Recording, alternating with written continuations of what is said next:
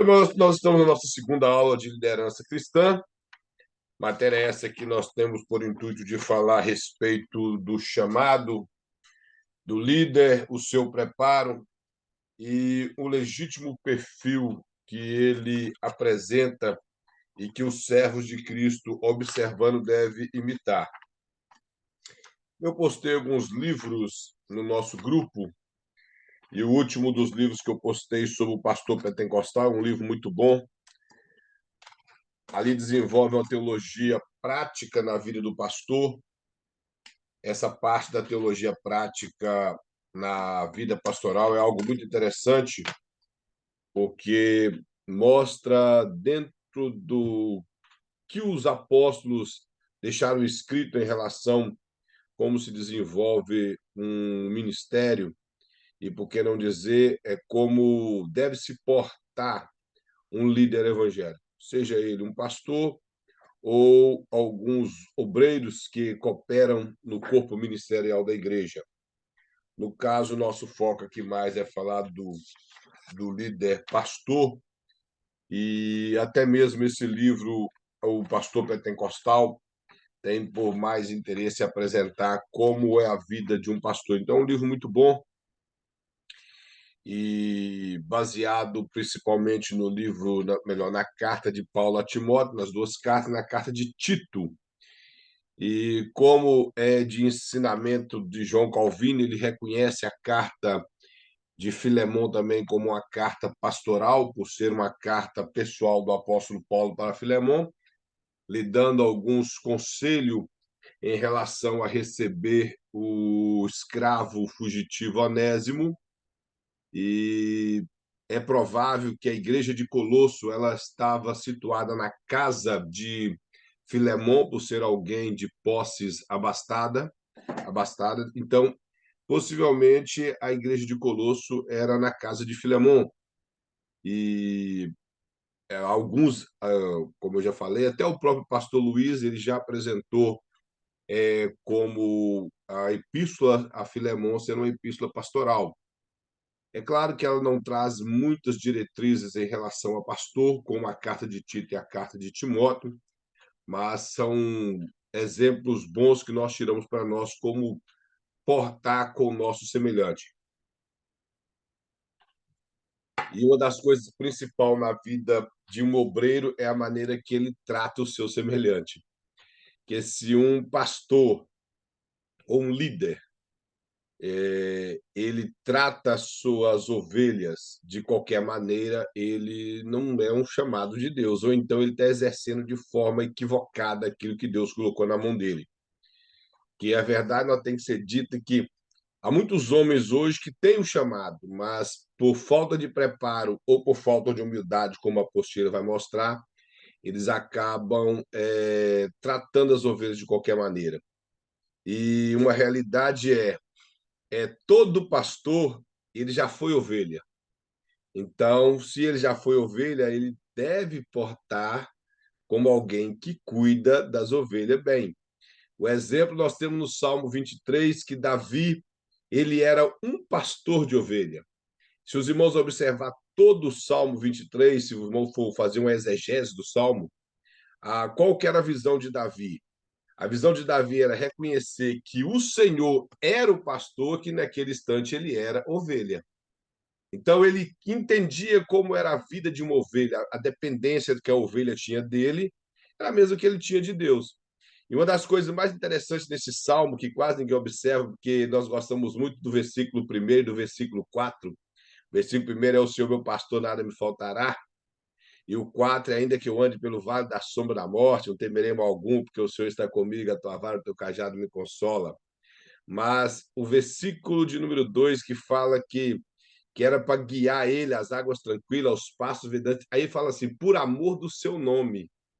Uma coisa interessante é que o nome do pastor está em jogo em relação à maneira que ele trata as suas ovelhas.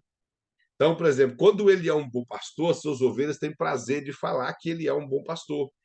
Eles contam para todo mundo. Vamos visitar a minha igreja, o nosso pastor é uma bênção. É assim que as pessoas falam. Nós temos um pastor muito abençoado. E então, quando a pessoa está insatisfeita com o pastor dela, ela nem sequer ela chama alguém para ir à igreja, ela nem convida ninguém para ir à igreja. E eu estou falando aqui insatisfação quando realmente é a falha do pastor. Porque tem crente que está insatisfeito com tudo, então não, ninguém vai ajudar ele em nada. Ele já é amargurado em tudo, mas estou dizendo quando o pastor comete um deslize do qual ele não se arrepende e não quer consertar. Nós não estamos falando aqui de alguma coisa que o pastor discordou do irmão, por exemplo. Às vezes a pessoa colocou um projeto na igreja que o pastor não quis acatar aquele projeto. Então, tem pessoa que não é maduro o suficiente para poder entender que aquele projeto não, ou não foi de direção de Deus, ou o pastor ainda pode ser que mais para frente abraça aquele projeto. Então, nós temos que ter a inteligência e a sabedoria de entender que nem tudo que nós apresentarmos na igreja para o ministério vai ser aceito, seja qualquer tipo de trabalho que nós quisermos fazer. Às vezes nós colocamos e pensamos assim, é algo muito maravilhoso, mas às vezes não foi um projeto que estava na mente do pastor. Então, isso não é motivo de criar problema entre irmãos. Estamos falando de quando o pastor ele é arrogante e ignorante, trata as ovelhas de qualquer maneira. É disso que estamos falando. Aqui o pastor, ainda na página número 1, que nós paramos aqui no segundo ponto, que fala do desafio da liderança na pós-modernidade. Nós até abordamos um pouco a respeito de pós-modernidade quando falamos de apologética cristã, e nós falamos até a respeito disso, da dificuldade que os pastores tiveram de lidar com os falsos ensinos após a modernidade. Aqui, em relação à liderança cristã, o pastor também aborda que a pós-modernidade ela também veio afetando a vida de muitos líderes no percurso da história. E a pós-modernidade nada é mais do que um conceito filosófico que afirma não existir verdade absoluta, principalmente em relação ao que é religião e aquilo que é espiritual. Então, no pensamento pós-moderno, o que a pessoa pensar a respeito da religião, cada um tem sua forma de pensar e todo mundo está certo. E em relação ao que é espiritual, há um ceticismo muito grande que predomina até no meio do povo evangélico de não acreditar nos milagres ou nas coisas sobrenaturais da parte de Deus. Claro que eu abro um parênteses que há muita macaquice, muito besterol hoje em dia, e como houve no passado também, mas esses besterol e essas pessoas imaturas não podem nos impedir de acreditar que Deus ainda opera coisas sobrenaturais. Então, as pessoas que vivem dessa forma, brincando com o sobrenatural de Deus, não pode ofuscar a nossa visão de que Deus ainda opera coisas gloriosas. Então, esse pensamento pós-moderno na vida de um líder, o pastor coloca aqui, ó, liderar um mundo relativamente estável era um grande desafio no passado, mas liderar um mundo em transformação contínua é um desafio incomparavelmente maior. Aí ele coloca alguns exemplos, que seria no negócio, na política, na família e na igreja de Deus. Então, ou seja, o que o pastor quer mostrar aqui é que no passado já era um desafio muito grande as pessoas liderar grupos, principalmente grupos religiosos. Sempre teve muita dificuldade com os homens de Deus no período da história da igreja. E hoje em dia não é diferente. Hoje, com esse desenvolvimento do pensamento pós-moderno, onde tudo é relativo, onde as pessoas não têm interesse de estudar a palavra de Deus e elas simplesmente ficam naquelas pesquisas de me mostra onde que está. E hoje em dia nós estamos vendo muitos pregadores que estão tentando torcer a palavra de Deus porque tem coisas que na Bíblia nós entendemos que é errado ou que é antiético, mas eles procuram achar tem que ter um versículo escrito da maneira que eles querem para poder realmente aceitar que aquilo não pode fazer. Exemplo, ultimamente tem surgido na internet aí um grupo de pessoas que se dizem serem sábias, que para mim são mais ignorantes do que tudo, é falar que não há necessidade de ser casado no papel para que a pessoa possa fazer parte da membresia de uma igreja ou que possa tomar ceia, que um casamento de papel não vale nada, que a pessoa amigada está normal, Deus aceita. Estou romanceando tudo que é relativo com a Bíblia. E esse tipo de coisa, irmãos, é errado, isso é heresia. E esses dias eu ouvi um rapaz falando quem foi que inventou que para alguém ser membro de igreja ou participar de ceia tem que ser batizado. Não foi invenção nenhuma, isso está na Bíblia. Se os irmãos observar, quando o povo de Israel saiu do Egito, ali eles tinham a prática ainda da circuncisão. Só que aquele povo que nasceu no deserto, morreram toda geração acima de 20 anos, que saiu do Egito, só a geração abaixo de 20 anos, com Josué e Caleb, que estava prestes a completar 80 anos, que permaneceram vivos. E nasceram uma geração enorme no deserto. Toda aquela geração que nasceu no deserto não foram circuncidados. É só os irmãos ler o livro de Josué, que a Bíblia fala que quando eles entraram na terra prometida, a primeira coisa que aconteceu foi cessar o maná. Já não tinha mais maná. E para eles celebrar a primeira Páscoa, teve que circuncidar todas as pessoas, todos os homens que estavam em Israel. Todos os homens foram circuncidados para depois participar da Páscoa. Então, ou seja, o batismo ele foi adotado sendo um mandamento, primeiro, de Cristo, e segundo, para uma organização da igreja, para que as pessoas viessem a fazer parte da membresia da igreja, nós adotamos o batismo. Então, não tem nada de fora da Bíblia nisso. Basta raciocinar inteligente. Para se participar da Páscoa, necessitava ser circuncidado. Para se participar da igreja, porque a igreja é uma organização, além de um organismo vivo, por que a igreja é um organismo vivo? Porque ela é o corpo de Cristo. Um corpo místico, que nós não temos como saber, por ser muitas pessoas de todas as partes do mundo, mas a igreja em si ela é uma igreja que é uma organização, ou seja, é uma igreja que tem um CNPJ, ela é registrada, ela tem que ter toda a sua diretoria. Então, isso é igreja como organização. E como organização, nós podemos colocar o nosso regimento interno, o nosso estatuto. E o estatuto, por exemplo, das Assembleias de Deus eles adotam como cargo pastor e evangelista, presbíteros e diácono.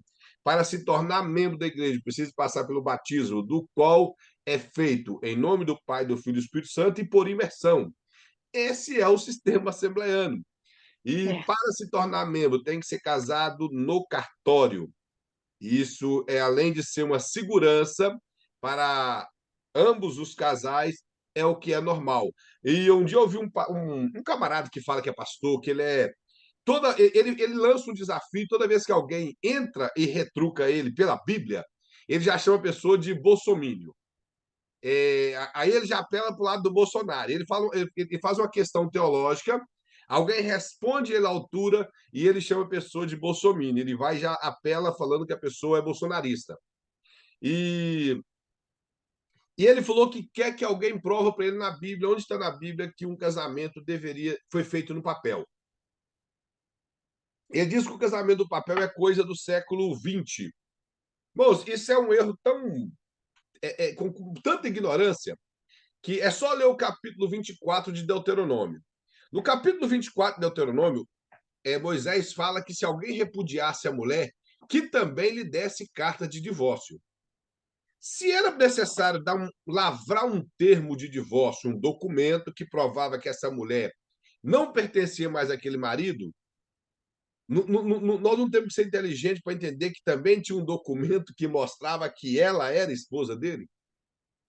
Porque se não tinha um documento, só um momento, se não tinha um documento que provava que ela era esposa dele, ela simplesmente ia embora de casa e acabou. Igual quem é juntado. Quem é juntado, o marido vai para um canto, a esposa vai para o outro, acabou, não tem casamento registrado em cartório. Eles não precisam fazer desquite, desquite, desquite nem existe mais, né? Divórcio nem coisa nenhuma. Maini, Ô, pastor, mas quando Isaac foi buscar a Rebeca, a gente não vê eles assinando nenhum termo para casamento. A gente meu vê ele irmão, buscando ela e se a irmã entrando com ela observar, numa tem. tenda. Se a irmã e observar, tem sim. constituindo ela como esposa. Mas, na verdade, o que eu queria perguntar é o seguinte: quando a Bíblia fala com questão ao,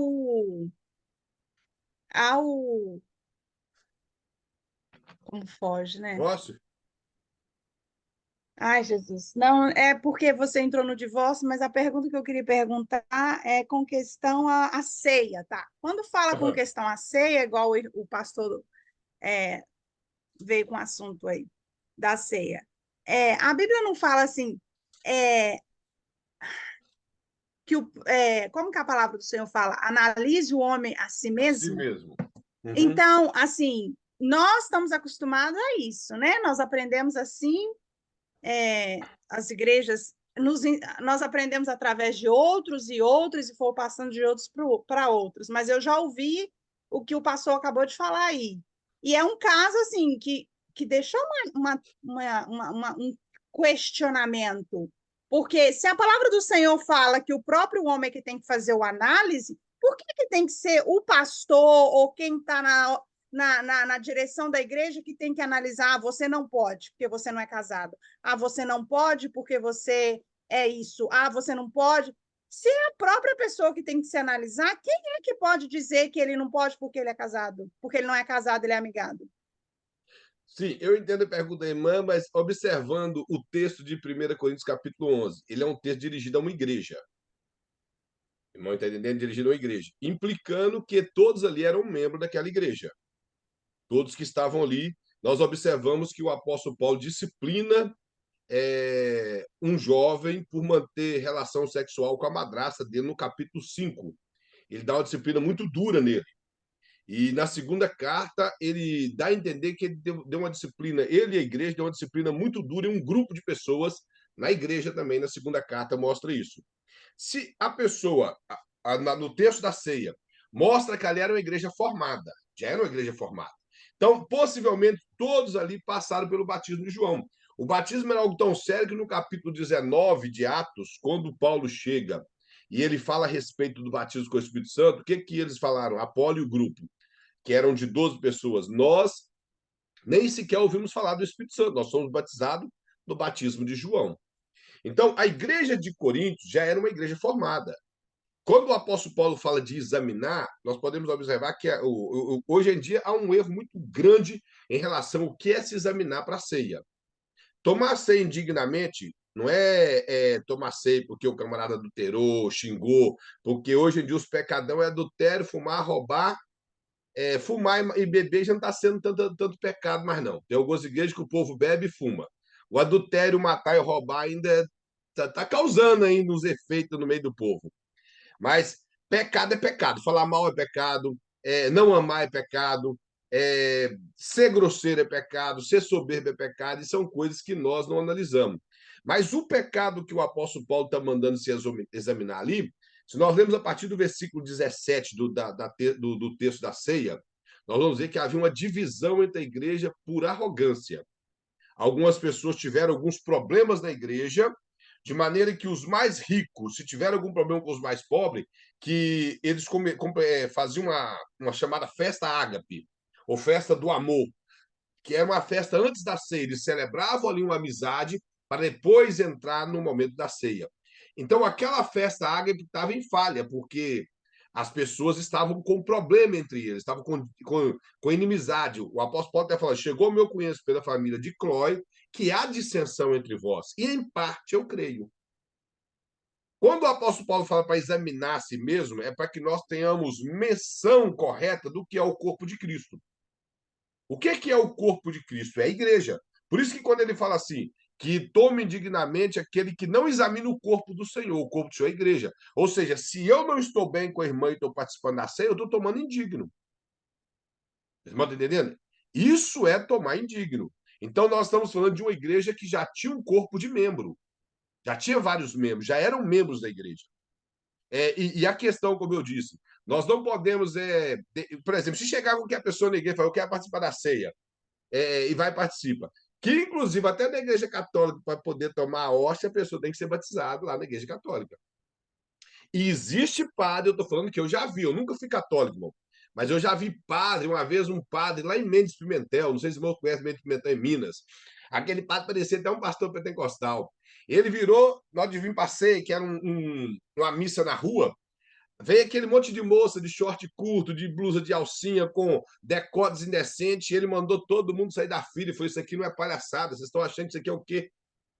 Falou assim, na crença dele, isso aqui é o corpo de Cristo, e você, de forma lasciva, você está achando que você vai participar do corpo de Cristo? E o que passa? Aquele padre desceu o bambu, e a fila que estava. A fila diminuiu 3 vezes, a fila ficou pequenininha, estava enorme, ela ficou pequenininha. Então, nós vemos que para participar da Páscoa precisava de ser circuncidado. O batismo, ele veio porque o que é o batismo na Bíblia? O batismo está ligado à purificação. A questão de água, se você ler o livro de Levítico, você vai ver que água fazia muito parte do culto. Sempre há a questão da água da purificação. Então, o batismo ele veio como simbolismo disso, de nós morrermos com Cristo e ressuscitar com Cristo. E o batismo foi adotado dentro das igrejas, somente a Assembleia de Deus Batista, Igreja Presbiteriana, que são igrejas históricas, como a maneira de reconhecer pessoas como membro. Senão fica muito bagunçado. Qualquer pessoa chega e quer participar da ceia, qualquer pessoa chega e quer dar palpite, qualquer pessoa chega e quer fazer qualquer coisa na igreja, se torna errado. Porque até as pessoas que não eram judeus, para se tornar judeu, eu não sei se os irmãos sabem disso, que é chamado de prosélitos, eles teriam que circuncidar. Uma pessoa que falava assim, eu quero me converter ao judaísmo, que é o chamado prosélitos, eles circuncidavam e guardavam as leis judaicas e era judeu, no pensamento judaico. Então, é para os irmãos entender, o batismo, ele é dessa forma. E outra coisa, relação ao casamento. Se a irmã observar o texto de Isaac, eu estou falando que uma vez um jovem falou comigo que poderia sim, um jovem ter relação sexual antes de casar, porque Isaac não era casado com Rebeca. Se observarmos o texto, eles eram casados. Abraão falou o que para Eliezer, ou Eliezer, depende da tradução bíblica. Vá até a minha parentela, pediu para ele jurar e tudo, para que ele fosse até a parentela dele e buscasse alguém da família dele. Eliezer era alguém da Síria, ele não conhecia a família de Abraão.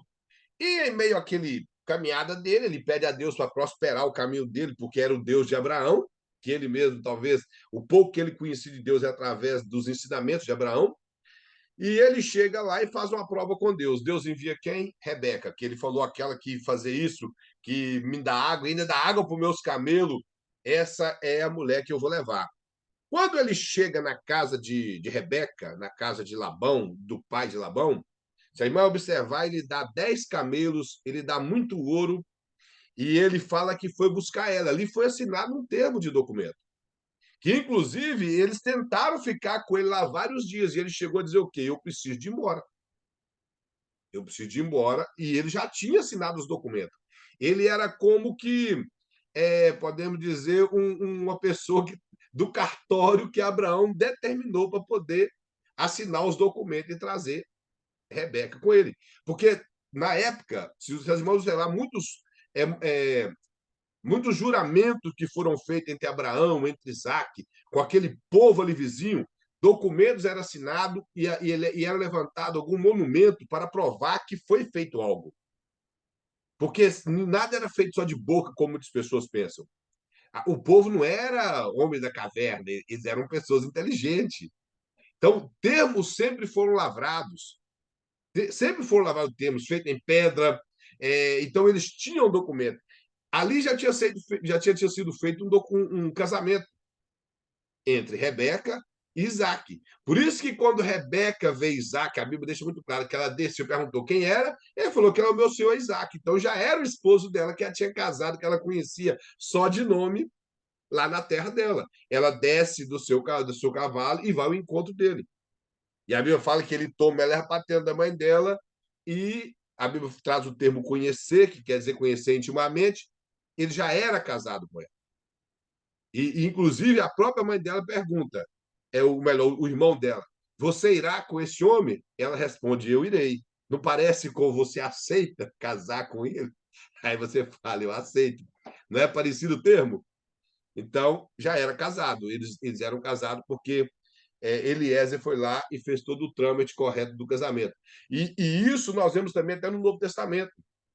É só olhar como que era a cultura judaica que nós vamos ver. O casamento na cultura judaica não existia namoro.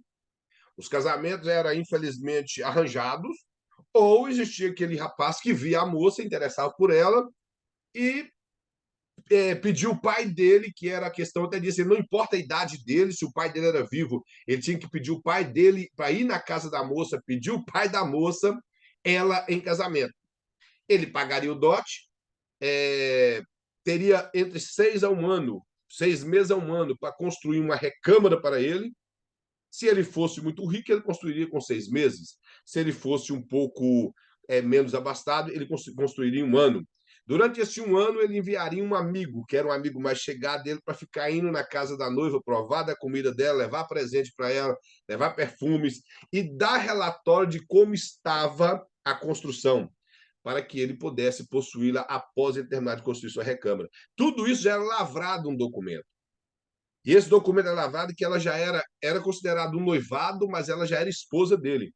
Nós vemos isso em Deuteronômio 7, que fala que se alguém desposou uma mulher e ele foi convocado para a guerra, e quando ele vai para a guerra, se ainda ele não possuiu a mulher dele, era para ele voltar, possuir a mulher dele, para que não ocorresse que ele morresse na guerra e não tivesse possuído a mulher.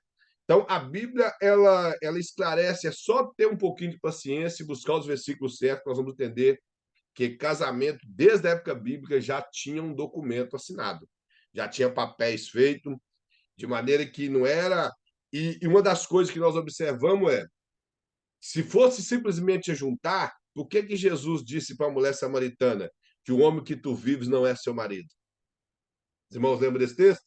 Já teve 5 e o que agora tu vives não é seu marido. Implicando que dentro do costume, tanto judaico como o costume de hoje, hoje ficou tão moderno que é marido, morou junto é marido, é esposa. Mas naquela época Jesus deixou muito claro, como não era casado com ela, eles moravam junto, mas não era o marido dela. Nós estão compreendendo? Então, é muito claro o texto bíblico que há sim documento. E, infelizmente, nós achamos esse tipo de pessoas para tentar torcer a palavra do Senhor. E esse relativismo com pecado dentro da igreja, irmão. Aí um dia uma pessoa falou assim, mas a Bíblia fala que Judas participou da ceia. Outra coisa errada, irmão. Judas não participou de ceia. Temos que...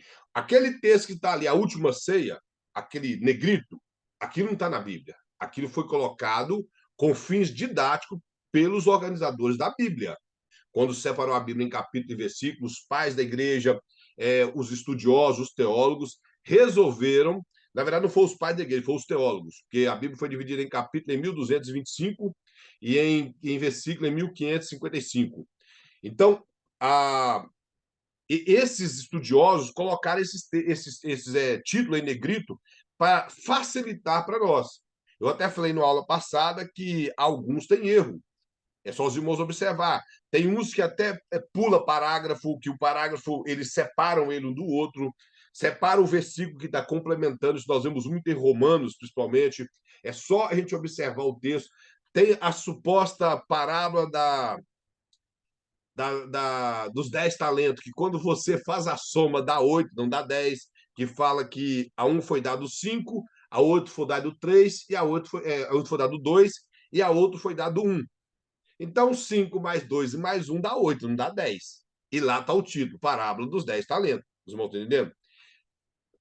Quem fez, irmãos, não estou criticando quem fez. Quem fez essa divisão na Bíblia, ele foi um camarada extraordinário. Quem sou eu para criticar ele? Mas eu estou dizendo que ele é humano, isso não foi inspiração divina e está lá o erro. Então, nós temos que tomar muito cuidado com isso. Com os títulos, conferir na Bíblia se aqueles títulos ali está realmente correto com o que diz o texto bíblico. Então, o que o texto bíblico diz é o que é a realidade da Bíblia. E hoje em dia, nessa questão pós-moderna, as pessoas querem utilizar muito os textos bíblicos para poder falar que pode fazer. E como eu já disse, o texto da ceia, chamado Última Ceia, é só observar, não é a última ceia, era a última Páscoa de Cristo. Páscoa é uma coisa. A ceia foi instituída depois da Páscoa por Cristo. Cristo pegou o pão asmo, que fazia parte da Páscoa, e mostrando que aquele pão estava sendo rasgado como o corpo dele, porque ele estava fazendo uma transição da antiga aliança, que nós poderíamos apresentar assim, que na verdade sempre foi uma aliança só, mas daquela antiga aliança feita através de animais para uma aliança que seria um sangue único e um corpo único apresentado para Deus, que era o dele. Então, os elementos da Páscoa, que era o vinho e o pão, e o próprio cordeiro que estava ali, que hoje em dia a Páscoa é celebrada com tantas coisas, menos com carne de cordeiro, representava a Páscoa. Então, ele apresentou a Páscoa e não ceia. Então, o que Judas comeu foi Páscoa, por ele ser circuncidado, e não ceia. Ceia passou a existir depois dos apóstolos, depois que Cristo morreu e ressuscitou, após a igreja se formar em Atos 2, aí sim passou a existir ceia. Não sabemos como era a organização da ceia, se era todos os dias. O que entende que talvez sim, porque no primeiro século, a igreja do primeiro século, a igreja do segundo século, eles celebravam ceia todos os dias. Do século IV para frente, que passaram a celebrar a ceia de mês em mês. A igreja católica voltou a celebrando a suposta ceia com a hóstia em todos os domingos. E na reforma, João Calvino chegou até a celebrar a ceia também em todos os cultos, mas depois de um concílio chegou à conclusão que seria melhor mensalmente.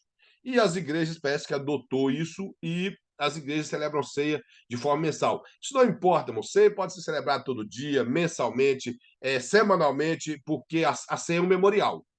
Uma vez um rapaz até me perguntou, ele falou que ele tinha ido com o pastor dele num lugar e eles tinham celebrado a ceia de manhã na igreja dele. E ele chegou lá à noite e o pastor tomou ceia na igreja da qual ele foi pregar.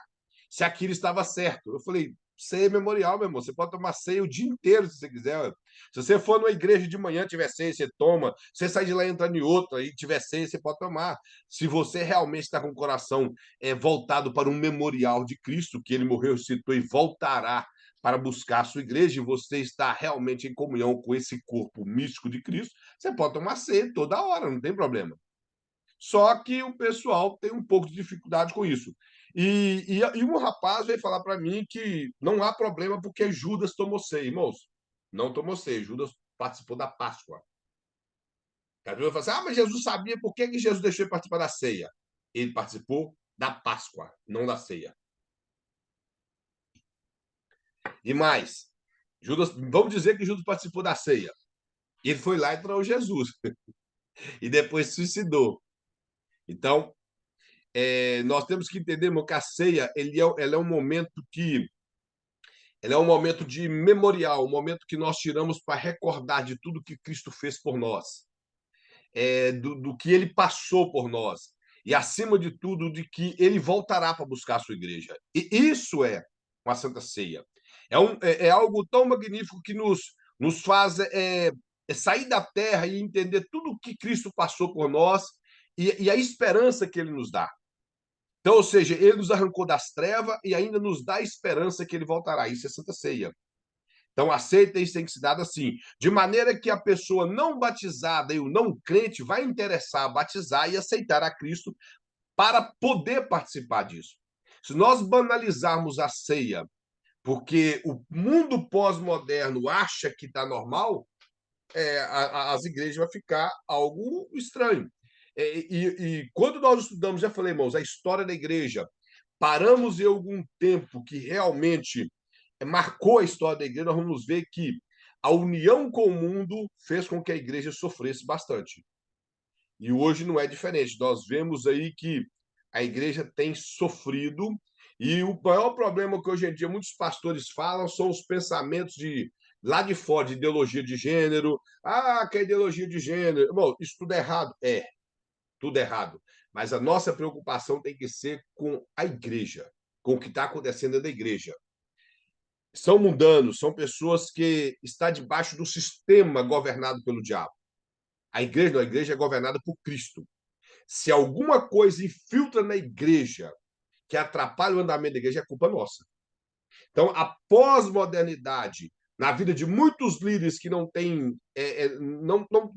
entendido como eles deveriam liderar o povo que foi posto debaixo da sua tutela, tem feito com que muitas igrejas tenham ido ao fracasso.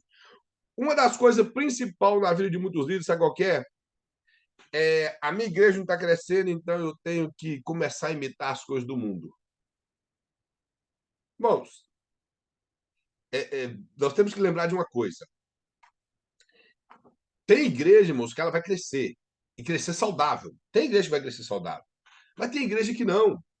E isso não é fracasso na vida de um pastor, porque a igreja dele ali tem 50 membros, outras têm 100, outras têm 1.000. Isso não é fracasso para um pastor, que ele é honesto, ele é bom líder, ele trabalha, ele é dinâmico, e a igreja dele tem 50 membros, mas 50 membros bom. Isso não tem nada demais nisso. E se ele é verdadeiro na Bíblia, não tem nada demais nisso. Aí tem aquele que tem 1.000 membros, que a igreja dele é boa, ele é um bom líder, da mesma maneira, cheio do poder de Deus, prega a Bíblia, tem 1.000 membros. Igual, irmão, sabe por quê? Ele tem capacidade de tomar conta de 1.000 membros. Tem pessoa, irmão, que tem capacidade de tomar conta de 50, ele não pode tomar conta de 51, senão ele vai embananar. Então, isso não é sinal de fracasso. Se nós observarmos pela Bíblia, não parece que as igrejas, com exceção da igreja de Roma, elas eram imensas. Porque, primeiro, que não existia igrejas, templo como nós temos hoje. As igrejas eram em casas. Nem todos tinham uma sala ampla para agregar pessoas, como a casa de João Marcos tinha. Dá a entender que a mãe de João Marcos era abastada financeiramente. Então, ela tinha um grande cenáculo. O cenáculo é uma sala ampla. Nem todos tinham isso. É só observar que quando Jesus foi fazer a última Páscoa, ele precisou da casa de alguém para fazer uma Páscoa. Ele precisou de uma sala ampla de alguém para fazer uma Páscoa. Porque nenhum dos discípulos dele tinha, nem Mateus, que outrora era ladrão, que tinha muito dinheiro. Nem ele tinha. Então, é só nós entendermos isso. A igreja, irmãos, o líder, ele não é medido pela quantidade de membros que ele tem. Ele é aprovado quando os membros que ele pastoreia são pessoas crentes de verdade, que estão lutando para a mudança. Ele luta para a igreja caminhar na verdade. Isso sim. Adianta ter uma igreja numerosa de pessoas simplesmente para inflar o meu ego, eu aparecer como pastor bem-sucedido financeiramente, andar de carro de luxo. Não tem nada contra que a pessoa andar de carro de luxo, irmão, contando que ele seja verdadeiro. Agora, eu ando de carro de luxo enquanto os meus membros vivem de cesta básica. E quando ainda dá cesta básica para eles. Vivo de carro de luxo quando as pessoas estão passando dificuldade na igreja. Esse dia para trás eu fiquei sabendo de uma igreja que eles queriam trocar a frente da igreja, derrubaram a parte lá da igreja da frente toda e deixou lá para fazer pressão no povo. Aquela imagem feia lá no fundo da igreja, fazendo o culto.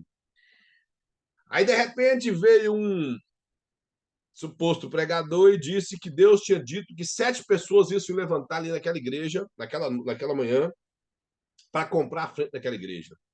Irmão, isso não me pega nunca. Se eu sair de casa, Deus falar, leva, eu vou e dou. Mas se não falar para levar, eu sou dizimista, gosto de contribuir para missões, mas não arranca, de mim não arranca dinheiro com essas falcatruas. Aí me foi um irmão e deu o dinheiro, ajudou. 2 semanas depois, que foi o Dia das Mães, essa igreja, quem faz o almoço Dia das Mães é os homens. E ele tem uma família, ele tem a esposa e 2 filhas, então seriam 4 pessoas comendo no almoço. E o almoço era contribuir $25. Ele não tinha os $25 para contribuir lá no almoço. Ele não quis participar. Ele, por vergonha, nem foi ao culto. Disse que não ia ao culto porque ele ficou com vergonha. Agora, vamos ser verdadeiros, irmão. Deus mandou ele dar dinheiro para construir a frente da igreja e depois ele ficou com vergonha de ir até o culto porque ele não tinha dinheiro para participar do almoço de Dia das Mães. Irmãos, estão compreendendo a covardia que tem em muitas igrejas? É, armar barraca dentro do bolso dos irmãos e morar lá. É isso que eu chamo esses pastores. Mercenário. Um mercenário na época bíblica, vou explicar para os irmãos, por exemplo, o que é um mercenário.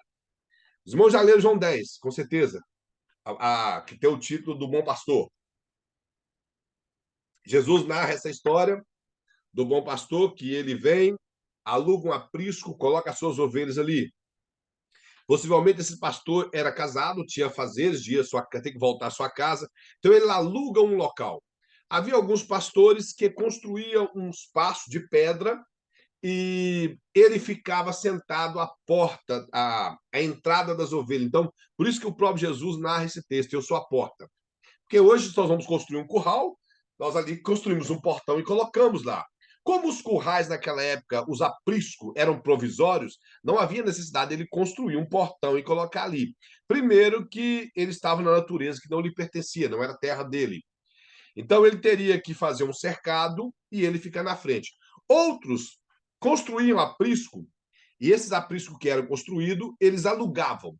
Então Jesus está falando desse aprisco rentado, esse aprisco alugado. E essa pessoa que alugava, às vezes ele mesmo ficava por conta de tomar, de cuidar das ovelhas, enquanto aquele dono das ovelhas procuraria uma estalagem ou voltaria para sua casa. Aí Jesus narra essa parábola e ele diz que quando deixa a ovelha na mão desse homem que rentou, que o termo mercenário hoje tomou um sentido pejorativo, mas naquela época mercenário era um título normal de um empregado qualquer, era uma profissão, mercenário. Então esse mercenário ficava ali. Se tudo ocorresse bem, ele entregava as ovelhas no outro dia cedo para o seu pastor, dono das ovelhas. Mas uma coisa era, se viesse um lobo, ele já tinha o dinheiro na mão, já pagaram ele, que o dinheiro não viria no dia seguinte. Já pagou ele pela noite, que ele tomou conta da ovelha, pelo espaço. Se algum lobo entrasse ali e roubasse a ovelha, que não era dele, que não custou nada dele, os irmãos acham que ele ia encarar um lobo por causa de uma ovelha que não lhe pertence? Que ele é somente um cuidador da ovelha ali, pago? Claro que não.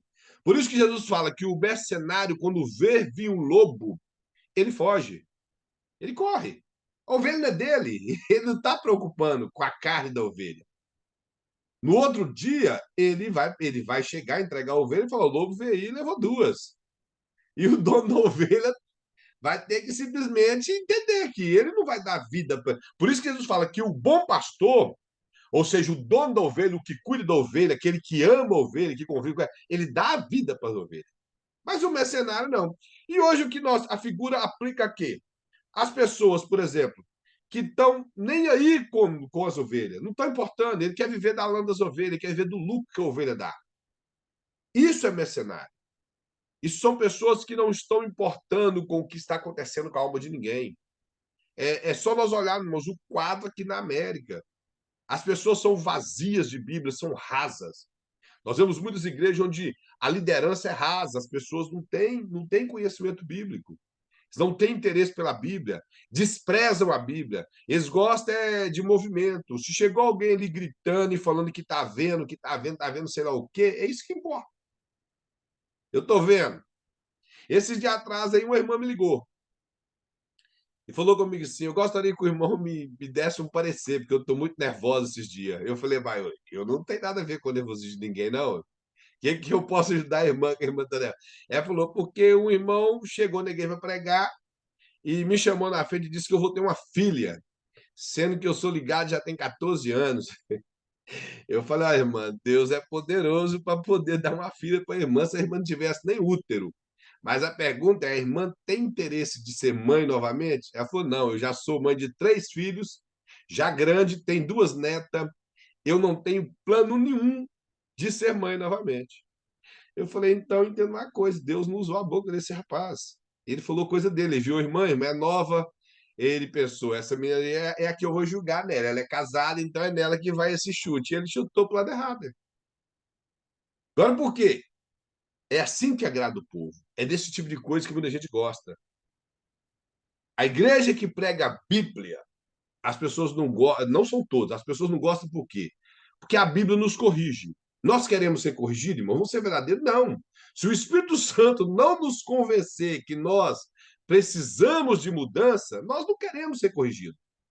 Então, esse tipo de pregação com essas palavras, de jogo de palavra, de enfeite, isso agrada o povo.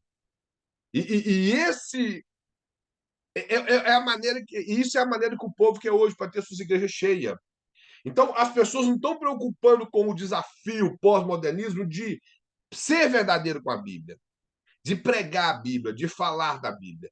Às vezes, isso eu já ouvi demais, irmão, de muitos pregadores falar, de muitos pastores falar comigo, toma cuidado com o que você vai falar, que essa lição hoje está muito pesada. Eu falei assim, olha, essa lição foi colocada assim, baseado na Bíblia, por que que eu tenho que tomar cuidado? Quem tem que tomar cuidado é o povo que vai estar ouvindo, não sou eu não. Porque eu não estou nem aí. Então, uma coisa tem nada a ver com a outra. Agora é para os irmãos entender. É o querer facilitar as coisas. Só que, e como eu vou falar isso aqui, mas não é para render assunto, nós já falamos disso em outras aulas, inclusive já em 2 aulas. Uma coisa que os irmãos podem observar, que não muda nas igrejas, que sempre é o mesmo padrão, que eles falam que tem que fazer, se não fazer vai para o inferno, que eu não sei, é o dízimo. O dízimo eles não abrem mão. Se não é dizimista, vai para o inferno. Se não é dizimista, está em pecado. Se não é dizimista, Deus não está com você. O devorador mora na sua casa. Você vai ficar pobre, vai te comer, vai roer sua roupa. Essa é as palavras. Mas pecado você pode fazer. Pode fornicar, pode adulterar, pode beber, pode fumar. Não, isso aí Deus entende. Mas o dízimo Deus não entende. Que Deus ruim precisando de dinheiro desse tanto que eu não consigo entender.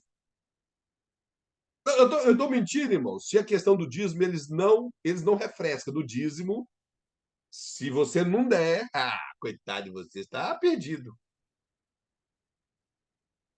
O dízimo está Ô, perdido. Agora o Cleber, resto não tem problema. ô, pastor, eu não vou render nesse assunto, não. Só comentar uma coisa aqui rapidinho. Você falou sobre a irmã que vai ficar grávida sendo ligada, né? Outro dia também eu ouvi uma profecia assim, a menina tem DIU e ela vai ficar grávida também. Não, a mulher falou assim, você está grávida. A profeta falou para ela, você está grávida. Aí ficou aquela coisa assim estranha, mas ficou todo mundo tranquilo. Aí depois ela falou assim comigo, Eni, eu tenho DIU. Aí eu falei, meu Deus do céu, essa criança vai nascer toda deformada, né? Eu pensei comigo, né? Misericórdia. Aí eu fiquei assim, né? Ok, mas eu falei, minha filha, eu nem sei o que eu vou te falar. Nem vou te falar nada, na verdade. Eu falei, vai para casa e dorme em paz. Mas eu queria dizer o seguinte, porque às vezes, né, a gente faz uma coisa tão, talvez assim, sei lá, às vezes você faz uma coisa assim que depois o Espírito Santo te incomoda, uma coisa boba que você faz com a pessoa, assim, que você fala, poxa, por que que eu respondi com tanta grosseria para fulano? Por que que eu não dei o meu melhor naquilo ali e tal? Aí você fica com aquele negócio o dia inteiro, o Espírito Santo de Deus te incomodando e tal. Aí a pessoa faz uma coisa dessa e eu fico assim, gente, será que o que está acontecendo? Não, eu fico assim, encabulada. Às vezes eu falo com as meninas, eu falo, gente, pelo amor de Deus, por que que o fogo não desce e queima essa pessoa viva em cima do altar? Porque não tem condição, a pessoa tá aprontando. Teve uma mulher na minha igreja, gente, assim, uma coisa fora do normal. A mulher chegou e a mulher ficou 3 dias incomunicável. Ela veio num culto de quarta-feira. Ela pediu simplesmente assim. Eu sou muito. Eu estava ajudando a pessoa que estava na frente desse trabalho, dessa campanha na quarta-feira. Eu sou muito leiga com redes sociais. Eu detesto Instagram, odeio Facebook, não gosto de nada de rede social. Então, eu não sou influente nessas coisas, porque eu não gosto, é porque eu não gosto mesmo. Uhum. Não tem nada contra, mas não gosto. E a irmã pediu o Instagram da igreja e pediu o Facebook da igreja. Isso para mim foi uma coisa normal. Como eu não sabia direito nem passar, para te falar a verdade, eu entrei em contato com outras pessoas que têm mais facilidade com isso. Falei, a irmã está querendo um Instagram para poder mandar o cartaz. E as meninas falaram assim, mas mandar o cartaz pelo Instagram? Para mim foi a coisa mais normal que eu falei, ué, mandar o cartaz. Eu acho que a menina que mexe nessas redes sociais da igreja, ela já teve outra, sabe? Ela já entendeu alguma coisa que eu, para mim, nada. A mulher ficou 3 dias incomunicável com a gente. Aí a mulher depois começou a pregar na quarta-feira, no culto da nossa igreja. Menina, a mulher começou, no culto já começou entregando as coisas. Ela Ela foi igualzinha aquele povo da televisão que fala até o CPF dos outros. Ô, gente, pelo amor de Deus, assim, o meu corpo arrepiava do pé à cabeça, mas não era de, sabe, assim, de Deus, não. Era, assim, de falar assim, meu Deus, como uma pessoa tem coragem de subir no púlpito de uma igreja e, assim, usar da fé das outras pessoas. Aí, depois, a igreja descobriu que a mulher usou o Instagram da igreja, o Com Facebook da certeza. igreja, pegou as pessoas que ela quis, investigou nos 3 dias incomunicável, para falar que ela estava entregando profecia. Eu falei, como que Deus permite uma Tem pessoa acontecido dessa isso sair do muito. Brasil e pregar ainda? Como Deus permite isso estar acontecendo e nada acontece? Uma hora, irmã, uma hora a casa cai. A Bíblia diz que aquele que traz de engano permanece na casa do Senhor. Então, Deus, ele é misericordioso. E tem pessoas assim que já foi homem ou mulher de Deus. E Deus permite. Os charlatões que é charlatão já entra no charlatanismo, eles acabam sendo frustrados rápido. Aqueles que outrora eram servos e decaiu da fé, Deus ainda vai dando corda para eles voltarem. E, e uma coisa é, uma hora a casa cai, porque como muitos já têm aí se descoberto, com o avanço hoje das mídias sociais, dos meios de comunicação, as pessoas têm acesso a muita coisa. Eu, irmãos, eu realmente acredito em revelação, já vi em revelação, já vi. Deus já me deu revelação, já me deu visão, já me deu sonhos, coisas que realmente eu vim cumprir. E, e já vi muitas pessoas sendo usadas na mão de Deus. Mas hoje em dia está muita brincadeira. Esses povo do neopentecostalismo, que é os que mais têm feito isso aí, se os irmãos observar, são profecias que, quando você coloca com a Bíblia, elas desaparecem. E pode ser coisas simples na Bíblia, porque revelação, para mim, ela é você pegar o que está oculto e trazer com benefícios de edificação. Isso é revelação.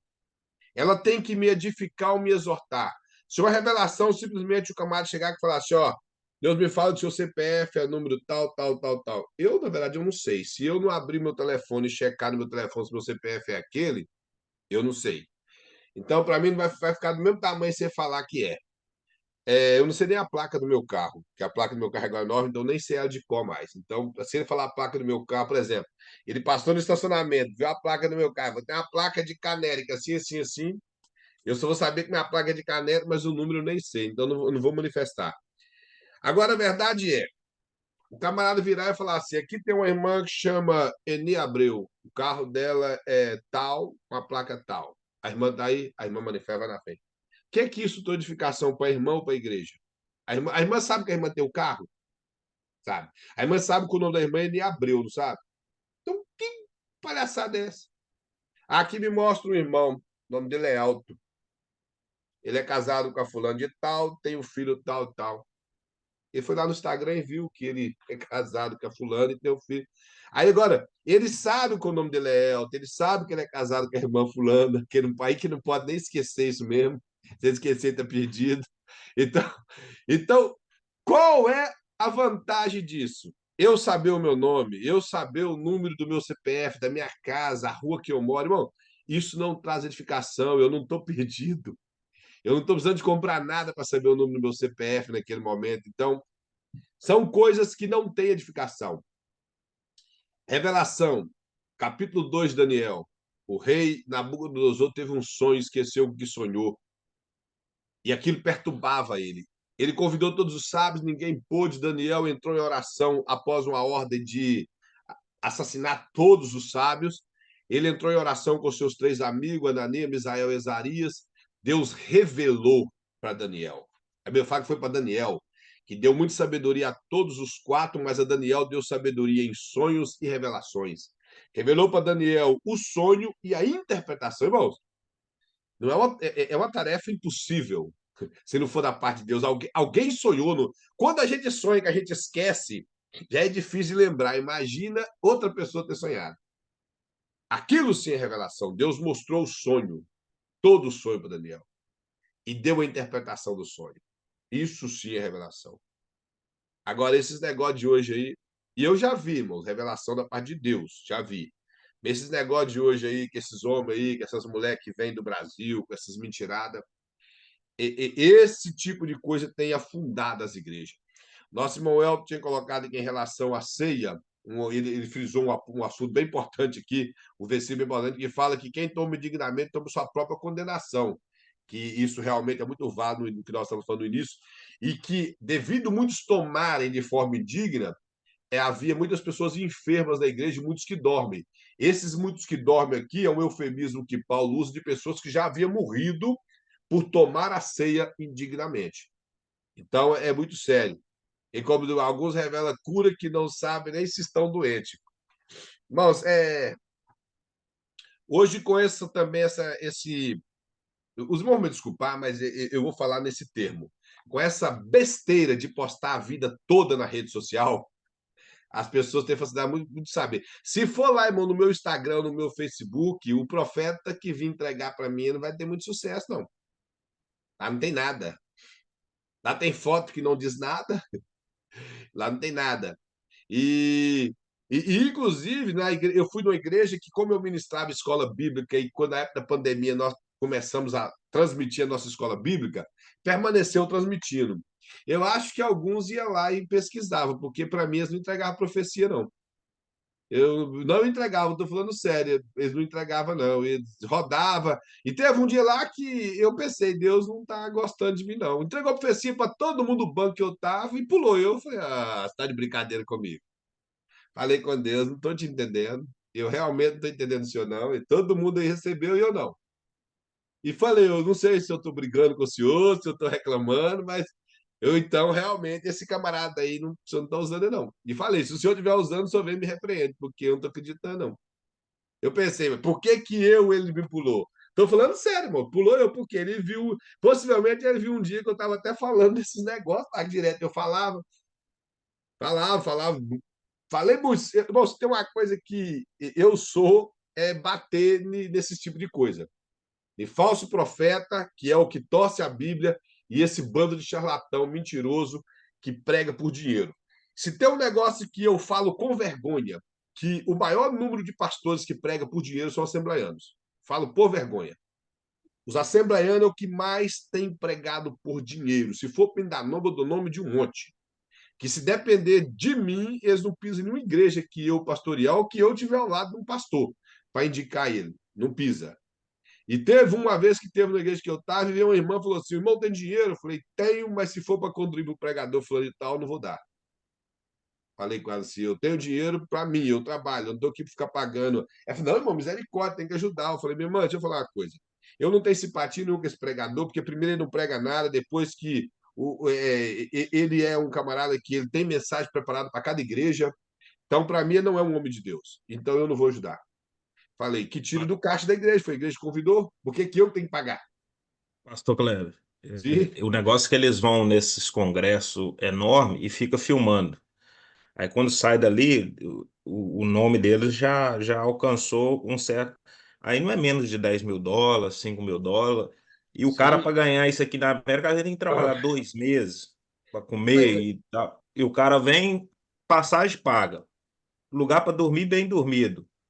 Se ele pregar 3 dias, ele receber, vamos supor, uma diária por esses 3 dias, que eu acho até correto, uma diária de serviço. sim. Agora o cara me leva mais do que aquilo que você ganha aqui em 2 meses. Porque lá no Brasil, quando converte isso aí, isso dá R$ 50.000. Lógico, dá muito dinheiro. E E outra cinquenta mil coisa, reais o cara passa um ano tranquilo. ó, demais, velho. Irmãos, eu, particularmente, eu, qualquer igreja que eu vou pregar, tá aqui até o Evangelista Jonas, que é do meu ministério, que eu não cobro. Eu não cobro. Se eu for pregar, por exemplo, fora, que eu preciso de avião, se pagou uma passagem de avião, tá bom. Não cobro pregar fora, para me poder. O pastor Luiz Prestes está sendo gravado, ele sabe. Eu não cobro para dar aula aqui. Não pode perguntar a ele, está sendo gravado e ele vê essas aulas. Não cobro para dar aula. Pretendo ajudar aqui enquanto eu puder. Não sou contra cobrar, contando que não seja exorbitante. Eu entendo que muitos pregadores cobram porque tem muitas igrejas que não são generosas. Nós temos que ser verdadeiros. Tem muitas igrejas que não são generosas. Direção, eu estava ouvindo o pastor Zé Gomes dizendo que ele foi pregar em uma igreja e eles levaram um cantor.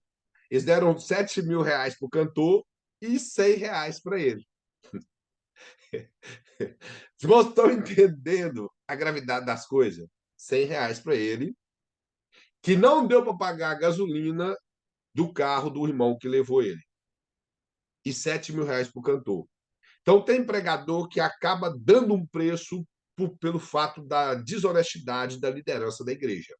Mas tem muitas igrejas que são igrejas que abençoam o pregador.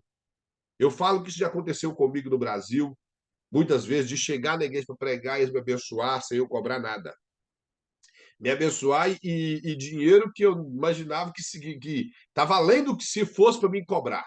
Isso eu já vi demais. Já tive igreja do Brasil que eles tiraram oferta para mim e a oferta até ontem não chegou na minha mão. Já tive isso também, que fala, vamos tirar uma oferta aqui o pregador. Aí o tesouro levou aquela oferta para ele. E eu preguei na igreja uma vez, eu tinha umas 1.500 pessoas lá sentado. Se cada um tivesse dado R$ 1 naquela época, dava 1.500 reais. E era muito dinheiro nessa época. 1.500 reais era fácil de uns 6 salários mínimos naquela época. O salário meio 200 e pouco, dava quase 6. Eu dava 6 salários. E nunca vi essa oferta até hoje. Então, eu entendo que tem, mas tem muitos pregadores que são mercenários. E outra coisa, irmãos, o pregador que tem uma mensagem para a igreja Assembleia de Deus, aí ele aproveita aqui que as irmãs é assim, que as irmãs é assim, e ali é dessa borracha. Aí vem nessas igrejas neopentecostal que dá muito dinheiro. Vou dar alguns nomes aqui de algum desses atribulados aí. Leonardo Salles, que não quer nada com Jesus. Você vai lá e prega uma mensagem light. Aí você sai com a sua oferta. Você vai na Genô Duque, que nem crente é. Que tal de Genô Duque, que fica vestido um pano de saco lá. Aí você vai na Renálida, aquela mulher tatuada aí que fica falando umas línguas esquisitas lá, que dizer que é língua estranha, que do nada fala que trem de lá. Vocês estão entendendo? Tem uns pregadores que eu já vi. Tem uma irmã, por exemplo, que pregou na igreja que eu era, que ela prega até muito, Deus usa ela, mas depois do dia que eu vi ela na Renálida, para mim ela caiu. Porque na igreja lá desceu o ataque, na Renálida a mensagem foi light. Então eles têm uma mensagem para cada lugar. Isso aí é desonestidade com a Bíblia. Esse tipo de gente, irmão, não é pessoa que é profeta de Deus, não. Eles estão ali preocupados com dinheiro. É o lugar que paga bem, pagou bem desse jeito. São mensagens compradas. Então, são pessoas que servem a Deus de verdade? Não. Porque o pregador verdadeiro, ele prega. Eu até falei um dia desse para trás, mas, professor, irmão, eu prego só na Assembleia de Deus, porque a Assembleia de Deus é a mesma linha, então o que eu pregar lá ninguém vai ter o que reclamar. Então, é a mesma linha, o mesmo estatuto, é a mesma confissão de fé. Então, se alguém reclamar é porque não conhece da confissão de fé da Assembleia de Deus. Então, os irmãos estão entendendo? Infelizmente, esses pregadores, o pensamento deles é esse. Vive de acordo com aquilo que ele encaixa de acordo com a igreja. Eu estou falando sério, um pastor sério, ele não pisa na Genoduc. Todo mundo sabe que o Genoduc não é crente. Todo mundo sabe disso. Um pastor sério não pisa lá. Um pastor sério não vai em Renálida. Uma mulher de Deus séria não vai em Renálida, pregar em Renálida. Hoje ficou tão normal. Eu estou falando aqui, irmão, eu tenho, tá? Tatuagem. Eu tenho 14 tatuagens. Meu irmão era tatuador, então tem tatuagem, parece uma revistinha de cartoon. Tem um monte de tatuagem no corpo. Uma vez o jovem da igreja me perguntou em relação à tatuagem. Eu falei, olha, para mim falar com você que tatuagem é pecado, eu tenho que ter um versículo bíblico. Inclusive, a irmã até citou Hebreus. Ah, não falar marca do corpo. Falei, mas o versículo aí não pode ser interpretado truncado. O versículo de fazer marca do corpo é de você cortar o corpo em adoração a algum Deus. Isso está lá em Deuteronômio, a interpretação correta de Levítico. Expliquei para ela. Falei, olha, biblicamente eu não posso dizer que a tatuagem é pecado. Mas a Bíblia, nós andamos nas questões morais da Bíblia, nas questões éticas. Aí eu dei um exemplo para ela. Falei, por exemplo, e como eu sempre fui peguei de terno e cama comprida, eles não via, porque eu não tenho tatuagem daqui, dessa tatuagem é escondida. Falei assim, se eu aparecer amanhã com a tatuagem no pescoço e vocês verem o que eles vão pensar de mim? Ah, que você tá meio fraco. Eu falei assim, por que vocês vão pensar isso de mim, se a tatuagem não é pecado? Fala, porque eu acho esquisito. Eu falei, então imagina com vocês. Todo mundo está te vendo aqui louvando a Deus, direitinho, servindo ao Senhor, e você, de repente, aparece com a tatuagem na cara, parecendo o Mike Tyson. O que as pessoas vão pensar de você? Ué, desviou?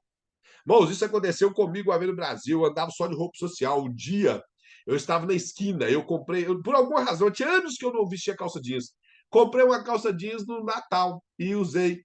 Passou o irmãozinho da Assembleia de Deus que me via dando aula de escola bíblica. Ele passou, olhou. Pai do senhor, meu irmão. Falei, pai do senhor, irmão Januário, já até dorme no senhor. Ele, o irmão tá bem? Eu falei, eu tô bem, graças a Deus. Ele olhou para mim de cima e embaixo. Falei, irmão, tem certeza que o irmão tá bem? Aí eu percebi, rapaz, acho que é por dessa calça. Eu peguei e falei, irmão, sim, eu tô bem, graças a Deus. Ele vamos para oração, irmão. Chamando para oração que na cabeça dele tinha algum problema por causa de uma calça jeans. Os irmãos estão compreendendo? Uma vez eu fui, depois disso nunca mais eu usei. Eu fui no Espírito Santo, só um momento, mano. Eu fui no Espírito Santo pregar, numas igrejas que tinha extensão lá. Nós tínhamos igreja lá, fui lá pregar e fazer reunião, trazer relatório para Minas. E por algum motivo eu fui de bigode. Ei, irmãos, que problema que eu arrumei lá. Que a maioria dos crentes vê de Deus é amor. E o irmão me confrontou com o negócio de bigode. Eu falei que não, bigode não era pecado. E ele citou um monte de versículo truncado, que José saiu da cadeia e se barbeou, que Ezequiel rapou a barba e lançou para o ar. E depois eu tive que sentar com ele, conversar, tive que explicar para a igreja. Arranquei o bigode, falei, nunca mais uso essa porcaria desse bigode. Nunca mais usei.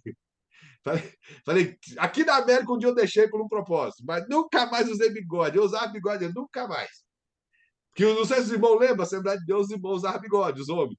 Nunca mais eu deixei bigode na minha vida. Agora, por quê? Para evitar de falatório. É. A questão, irmão, da tatuagem. Hoje nós estamos vendo pastores se tatuando e achando bonito.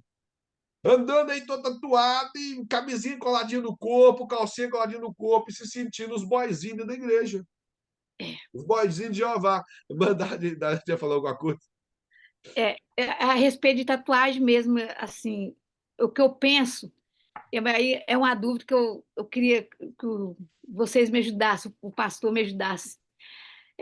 Eles falam, eu acho que tatuagem, no meu pensamento, irmão, não é pecado. Por quê? Uhum. Eu penso assim, Jesus, ele não teve um nome escrito na coxa da perna dele, Rei dos Reis? Aquilo lá é o quê? Tatuagem?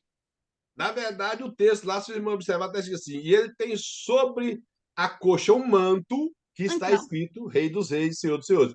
Está escrito no manto, não na coxa dele. Ele tem um manto sobre a coxa que está escrito. ele tem um manto sobre a coxa? Sim.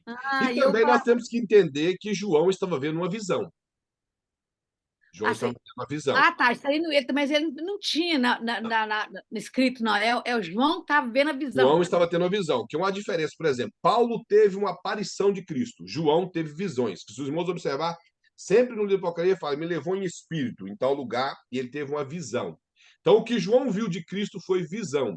Porque nós não podemos acreditar que Jesus ele tem cabelo branco, que tem o pé brilhando como latão reluzente. Irmãos, estão entendendo? Aquilo é a maneira que João pôde descrever a glória de Cristo. Então, Ah, esse versículo que a irmã está falando, eu já vi pessoas citar ele. Teve um dia que um porque rapaz eu citando falei, para mim na igreja, que eu de nunca peguei tatuagem. assim, para ler isso, mas veio na minha mente, né? Que está escrito na coxa de Jesus que ele é o Rei dos Reis. Então, com o que foi escrito? É que eu tô falando, Então, é a tá escrito tatuagem. Eu no falei, só manto. pode ser tatuagem. Está escrito no manto. E outra coisa, é uma visão que João teve. Não era literal. Mas, biblicamente, tatuagem não é pecado. Eu não vejo pecado. Eu acho que é uma questão ética. Por exemplo, como que a irmã veria o marido da irmã de tatuagem?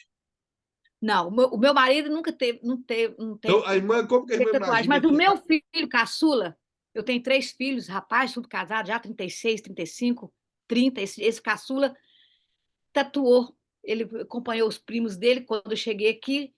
Todo mundo da igreja Assembleia de Deus, né? Ah, Mas acompanhou o primo. E eu fiquei muito triste quando ele chegou ali em casa, com o braço todo tatuado.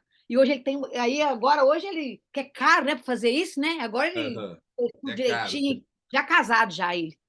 E eu fiquei triste, mas falei, bom que eu vou fazer o quê? Ele já fez, né? É isso que eu estou dizendo. É a questão Mas ética. bonito, não acho bonito, não gosto, não gosto e não acho bonito. É questão Então, ética. assim, cada Como um que tem as um jeito. pessoas vão ver isso? É igual, por exemplo, uma vez a irmã me perguntou: é pecado eu pintar meu cabelo de verde? Eu falei, irmã, é pecado pintar o cabelo de loiro? Não. Falei, a loira pintar o cabelo de preto? Não. Então o problema está na cor. Que diferença faz a cor verde para a cor azul, amarelo, preto? É porque cor de verde do cabelo, não existe cabelo Aí foi que verde. eu Ou falei. é preto ou é loiro.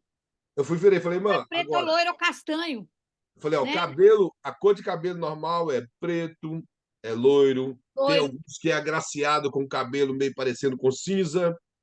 E Tem tem uns, aqueles que ficam com o cabelo branco. tem uns que tem aquele cabelo vermelho, que é da pessoa natural Isso, mesmo, né? falei, o ruivo. Falei, agora, O ruivo, é. eu fui e falei, ó, não é pecado você pintar o cabelo de verde, de azul, mas não é bonito. Falei, não é bonito. E falei, era uma irmã do louvor, era uma jovem. Eu Não falei, agora, existe, né? E não falei, agora, existe. imagina você chegar na igreja de cabelo verde e você é do louvor. Como você acha que as pessoas irão te ver? Eu falei, nós temos a teologia bíblica e temos a teologia da ética. Nós temos que ter ética. Falei, inclusive, a teologia é a mãe da ética. O apóstolo Paulo até cita um versículo em relação ao que o povo de Corinto dizia, o que eles diziam assim, todas as coisas me são lícitas.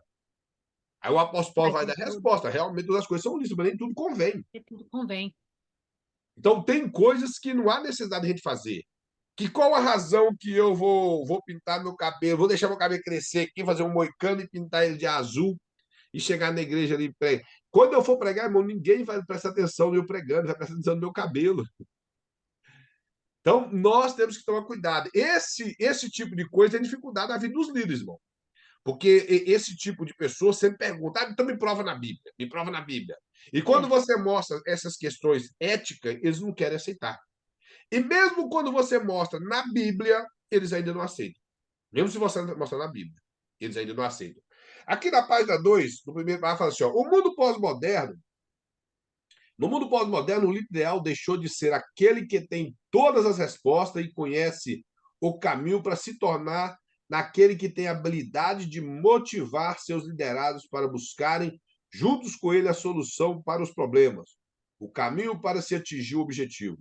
O mundo dos negócios, da política, da Igreja de Cristo, clamam por líderes que não sejam apenas comandantes de pessoas, mas especialmente influenciadores e mobilizadores de competências.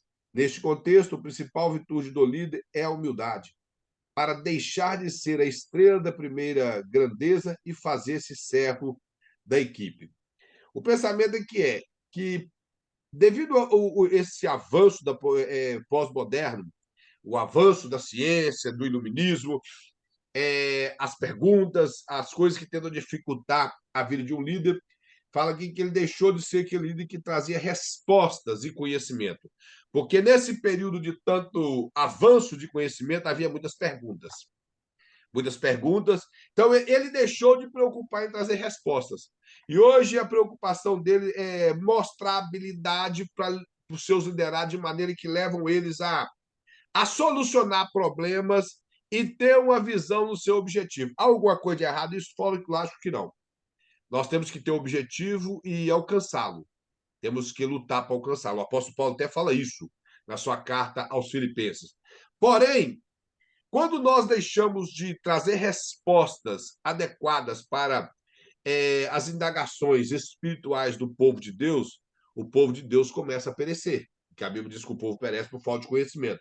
Quando nós incentivamos a igreja somente a busca do sucesso terreno, de conseguir chegar aos seus objetivos terrenos e materiais, nós estamos falhando. Cristo não veio morrer para que nós sejamos ricos, para que tenhamos casa, tenhamos carro, para que nem que nós casamos e temos filhos. Jesus veio morrer para salvar nossa alma. Esse é o objetivo.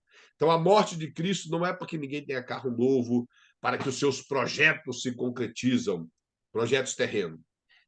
Para que nós pudéssemos alcançar a salvação. A morte de Cristo ele é o meio de reconciliação do homem com Deus. Deus estava irado com a humanidade, Deus estava a ponto da sua taça da sua ira se derramar sobre o povo, de maneira que Cristo veio apaziguar isso. Essa é a missão de Cristo. Apaziguar ou trazer novamente o homem para perto de Deus. É quebrar aquela inimizade que o homem tinha para com Deus. Que o homem, por natureza, ele é rebelde contra Deus. Ele preocupa quebrar as leis de Deus. Então, Cristo veio para libertar disso. E quando nós tiramos o foco daquilo que é cristianismo verdadeiro e incentivamos o povo a viver uma vida terrena, nós fracassamos. E o pastor ainda mostra mais aqui que o principal papel de um líder é ele transmitir para os seus liderados a virtude de humildade. O que é humildade? Humildade é quando eu tiro todos os meus as coisas que eu acho que é certo, quando eu abro mão daquilo que para mim parece ser bom, das coisas que eu gostaria, para dar privilégio para os meus liderados, ou para o meu irmão em Cristo, vou colocar assim. Quando eu esvazio de mim mesmo, deixando com que o meu irmão em Cristo esteja bem, e eu dependo somente de Deus. Eu transmito para o povo essa capacidade, que o pastor coloca o contraste de que as pessoas não venham a ser estrela. Por isso que eu falei no início que essa preocupação de igreja cheia, de estar bem com todo mundo, a chamada política da boa vizinhança. O irmão chega, pastor, eu estou com um problema assim, não preocupa, não, Deus é com você. É só você orar aí. É igual hoje, esse tipo de líderes, eles parecem os padres antigamente. Vai lá, passa a penitência para o povo, fez a É, penitência, está bem. Ou então a resposta é: preocupe-se não. E os tipos de pregação nessas igrejas não levam ninguém a reconhecer que está errado. A menos que o Espírito Santo trabalhe na vida de uma pessoa que chegou na igreja e mostra para ela o erro e ela procura esse pastor e mesmo assim ele foge. Toda igreja, irmão, que não prega a Bíblia, que não preocupa em ensinar a Bíblia e que tudo está bem, tudo é normal, tudo é relativo, é igreja que o povo não sente as mazelas do pecado. É igreja que é, é, é tudo normal, porque não é falado contra o pecado. Eu não sei se os irmãos já leram, ou se não leram, lê, tem na internet disponível. Antigamente nós tínhamos dificuldade, nós só ouvíamos falar, mas hoje está na internet. É muito simples o sermão. Os irmãos já ouviram falar do sermão de Jonathan Edwards, que é o sermão Pecadores na Mão do Deus Irado. Esse sermão, inclusive, ele não foi escrito por Jonathan Edwards. Ele foi escrito pelo genro dele, que foi David Bryan, que ele morreu muito novo, parece que ele morreu, tinha seus 29 anos, ele contraiu uma malária, uma doença, e ele era missionário na Índia, em vários lugares, e ele contraiu uma doença e morreu muito novo. E ele tem um diário, que inclusive existe o chamado livro o Diário de David Bryan. E esse diário ficou sob a custódia de Jonathan Edwards. E nesse diário existia esse sermão, Pecadores na Mão do Deus Irado. E um dia o Espírito de Deus ilumina Jonathan Edwards e ele prega esse sermão. Esse sermão repercutiu de maneira extraordinária na igreja, a ponto que as pessoas temeram a Deus, converteram a Cristo, arrependeram dos seus pecados. E ele mostrou como a ira de Deus é sobre o povo que não se arrepende dos pecados, irmãos. E hoje nós temos esse jogo de palavra que as pessoas fazem que leva o povo a viver no conforto. Por exemplo, quem não vive o propósito não alcança a vitória. Você que está aqui embaixo hoje, a roda vai girar, você vai estar lá em cima. Que conversa é essa, irmão? Não gira. Gira se a gente arrepender do pecado. A pessoa vai como é que subir chama, só. Hã? como é que chama o nome Jonathan? Jonathan Edwards. É só a irmã colocar o tema o Pecadores na Mão do Deus Irado que aparece. Ah, os pecadores? Não, pecadores. Pecadores, Pecadores imperativo. na mão de Do, Deus irado. do Deus irado, do Deus Deus irado. irado. Ah, ok. Uhum. É um sermão muito simples, não tem muito recursos teológicos, não é um sermão expositivo, é um sermão temático, mas de uma forma magnífica que ele pregou, na unção de Deus. Um jornalista que estava na igreja, ele relatou, isso é um relato de um jornalista não cristão, que as pessoas tinham tanto temor de Deus que eles se agarravam nas colunas da igreja, chorando, de forma que Deus sacudiu aquela igreja. Então, nós precisamos de pregadores assim, que pregam a verdade, não pregadores, irmão, com essas mensagens açucaradas, essas mensagens boas, que o povo sinta-se à vontade. Se a pregação, irmão, não me deixar à vontade na igreja, eu não senti que eu preciso de consertar, que eu preciso de buscar mais a Deus, que eu realmente preciso estar mais próximo de Deus. Isso não é pregação. Isso não é pregação. Eu não estou dizendo, irmão, que a pregação todo dia tem que ser que a pregação de paulada. A pregação tem que ser aquela que te leva a entender que você precisa de Deus. E que você não é que você precisa de ter sucesso na terra. Você precisa de Deus. Isso é pregação. É quando eu entendo que eu preciso de Deus para tudo na minha vida. Agora, a pregação sempre vai lá, vem cá na frente aqui, aqueles que querem a chave da casa, aí todo mundo vai. Aquele que quer trocar de carro, vai lá. Deus está te dando a casa, aí isso não é pregação, irmão. Bom, a verdade, assiste, perde um tempo seu e assiste o Valdomiro Santiago. O Valdomiro Santiago nem abre a Bíblia. Ele vai lá, começa a contar umas histórias, que o avião caiu com ele várias vezes, não entra no avião com o Valdomiro Santiago, que o avião vai cair. Talvez dessa vez ele não consegue salvar o avião. E é sempre a mesma história, que ele já estava no lugar, deu enchente, ele conseguiu se salvar, ele mergulhou não sei quantas horas debaixo da água no lugar na Amazônia, que ele nadou por 9 horas no Oceano Pacífico, entre ninhada de... Essas são as histórias dele. Ele é o herói. Nem o livro de Juízes ganha dele, onde você vê ali que Sansão rasgou um cabrito no meio e venceu 1000 homens com queixado de jumento, arrancou um portão de mais de 3 toneladas. Nem Sansão ganha dele. Ele é, como eu já falei, o Highlander brasileiro. E tá Ele rico daquele deveria tanto, hein? pertencer o joguinho do Mortal Kombat. Ele é E terrível. tá rico daquele jeito, hein, pastor? Tá rico. E ele andou chorando de descer que dá sem dinheiro. Então, não tem Bíblia. Não tem Bíblia. O Agenor Duque vive dizendo que o Valdomiro Santiago fez macumba para ele e enviou um demônio para matar ele. Os demônios chegam na igreja dele, suposto demônio, e ele fala: o que você vai fazer aqui? Eu vim te matar, que o Valdomiro Santiago me mandou aqui. Não, estou brincando, não, estou falando a verdade. Cadê a Bíblia, irmãos? Onde Teve tem. teve um pastor uma vez falou que o Agenor Duque ele é tão gente boa que ele foi pregar na igreja dele. Aí no final do culto ele foi ficar na casa do pastor Genô, né? Aí o Genô abriu a garagem dele lá e viu só tinha carro de 100 mil para cima. Aí ele falou: tá vendo aquele ali de 150 mil? Você tem carro? Não. Então toma esse presente aí. 150 mil um carro. Deu para ele de presente. É Depois da claro. pregação. É um homem de Deus. Ele falou: não sei como é que vocês reclamam de um homem desse. Deu para ele de presente. Mas se você perguntar a todos os pregadores da Assembleia que vai lá, vai falar que ele é homem de Deus, porque ele sai de lá com 10, 15 mil reais no bolso. Moço, vou falar uma coisa aqui. Ó. Hoje eu não tenho muita simpatia com ele, não. Mas todo mundo que acompanhou sabe, o Malafaia foi um grande apologista no Brasil. Malafaia vinha muito do Uriel, muito. Ele é amigo do pastor Uriel. Quando o pastor Uriel tomou esse rumo dele da questão do livro, o Malafaia fez uma coisa, não veio aqui mais. Se você não vê o Malafaia fazendo crítica ao pastor Uriel, porque ele era amigo do pastor Uriel, mas ele não veio mais aqui. E todo mundo que vinha aqui voltava gordo na folha. O pastor Uriel abençoou muita gente aqui. Pode falar mal dele quem for, o pastor Uriel, ele foi um homem que abençoou muita gente. O pastor Malafaia simplesmente parou de vir aqui. Ele não contribuiu com aquilo ali. Agora, por quê?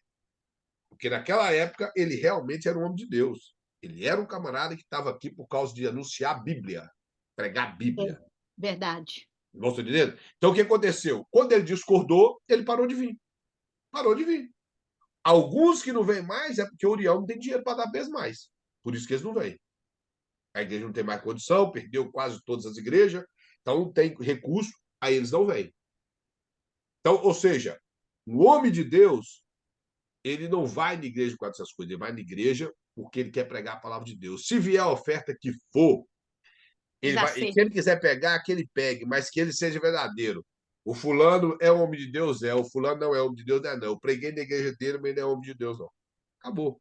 É assim que tem que ser, não é ficar Tem que ser verdadeiro, né? Tem que ser verdadeiro. verdadeiro. É ou não é? É ou não é? Pedro, está lá em Gálatas. Pedro, ele era muito judeu no meio de judeus. No meio dos gentios, ele sentava, comia com os gentios e vivia do jeito que fosse. Quando os judeus chegou na Galácia, Pedro tentou se apartar. Paulo chega e repreende ele na cara e diz para ele que ele era hipócrita, que lá em Jerusalém ele portava como judeu e com o gentil portava como gentil, mas entre o gentil, quando o judeu chegou, ele quis se apartar. Paulo deixou bem claro para ele, ou você é uma coisa ou não. E era Pedro, irmão, não era um crente qualquer, não. Ele estava falando para Era o Pedro. Pedrão, É, Pedrão, o era. apóstolo Pedrão, que inclusive o nome de Pedro foi até citado em Coríntios ao lado do nome de Paulo na questão de pregar. Então está falando de Pedro, não está falando de qualquer um. Uhum. Estão entendendo? Crente verdadeiro, mulher, crente verdadeiro. O seguinte, nosso objetivo, somente como líder, é ajudar um ao outro. Se um líder está ali errado, a gente tem que fazer de tudo para levantar ele. Agora, quando ele não quer, não tem como. Que esses homens, sim, o negócio deles realmente é dinheiro. É dinheiro, é fama, é aparecer na mídia, é mostrar o nome dele, o nome de Cristo que fica para lá. Essa frase que João Batista falou que importa que ele cresça ou diminua, isso não faz parte do vocabulário desses homens. A não ser que importa que ele cresça e que eu É. cresça também. Só se Uhum. for assim. Mais nada. Então, o mundo pós-moderno, irmãos, se ele não for apresentado com a Bíblia, com uma liderança humilde, uma liderança que. O que é liderar, irmão? É você, com o seu exemplo, fazer com que os seus liderados executam o mesmo trabalho que você executa. Porque liderar não é eu falar assim, delegar coisas e ficar. Eu vou delegar funções e vou ficar sem fazer nada, não. Eu delego funções e eu tenho a minha função. Fico junto fazendo, né? E isso não é eu falar, faz isso, faz aquilo outro. Não, isso é quem manda, isso é chefe. Isso não é É, líder, isso é chefe. é. O líder é aquele que, ele, com seu exemplo, ele leva as pessoas a se mover. Isso é líder.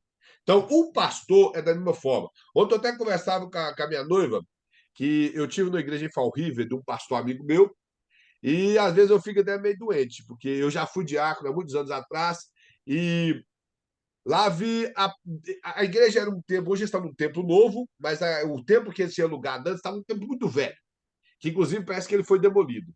E uma criança foi abrir a porta, uma porta dessas, que tem até aquele negócio da pressão, arrancou a porta, quase caiu em cima do menino, alguém segurou, um adulto segurou a porta, e ficou lá, ouviu um presbítero, um diácono e o outro, e um cooperador, e ninguém colocava a porta no lugar. O pastor veio, sujou tudo, mão, tudo, e colocou, sujou a mão de graxa, colocou a porta no lugar.